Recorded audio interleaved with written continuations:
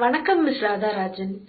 உங்களுடைய பேட்டியை பத்தி பார்த்தேன். ஃப்ரீ செக்ஸ் கொடுத்தா வந்துட்டு பசங்க எல்லாம் வந்து நிப்பாங்க, இவ்வளவு கூட்டம் வரும் மெரினாலன்னு. நீங்க சொன்னது ரொம்ப ட்ரூங்க. Hats off. நீங்க சொன்னது ரொம்ப ரொம்ப ட்ரூ. நிஜமாலுமே வந்து வருவாங்க, வந்து செருப்படுத்து அடிக்க வருவாங்க.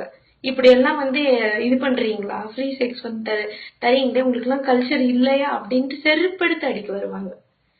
சோ நீங்க வந்துட்டு சொன்ன அனுமானம் வந்து இப்படி வந்து அதுக்காக அலைஞ்சுக்கிட்டு வருவாங்க அப்படின்னு நீங்க சொன்னீங்கன்னா, நீங்க வந்து சில ரிப்போர்ட்ஸ் ஆர்டிகல்ஸ் எல்லாம் படிக்கணும்னு நான் ரெக்கமெண்ட் பண்றேன்.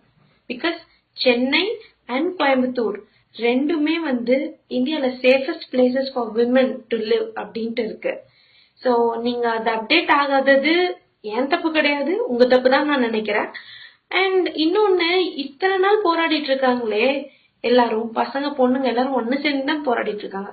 உங்களால முடியும்னா ஒருத்தங்கள போயாவது நீங்க போய் கேட்டு பாருங்க, ஏதாவது ஒரு வகையிலாவது எங்க பசங்க ஹாரஸ்மெண்ட் பண்ணாங்களான்ட்டு.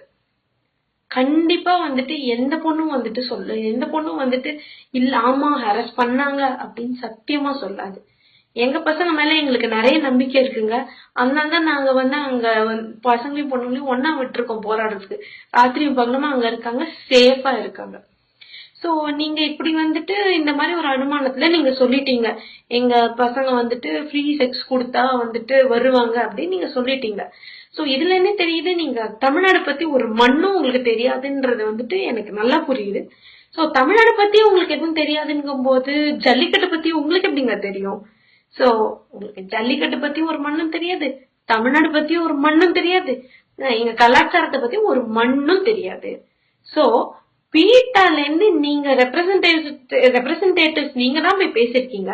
உங்களுக்குள்ளேயே வந்து ஜல்லிக்கட்டு பத்தி ஒரு இன்ஃபோவும் தெரியலன்னா நீங்கெல்லாம் கேஸ் போட்டு நீங்கெல்லாம் ஜெயிச்சிட்டீங்கன்னு உங்களுக்கு ஒரு கர்வம். சத்தியமா நாங்க வந்து ஜல்லிக்கட்டுவ கண்டிப்பா லீகலா நாங்க நடத்துவோம். உங்களால என்ன பண்ண முடியுமோ அதை நீங்க பாத்துக்கோங்க. Good bye.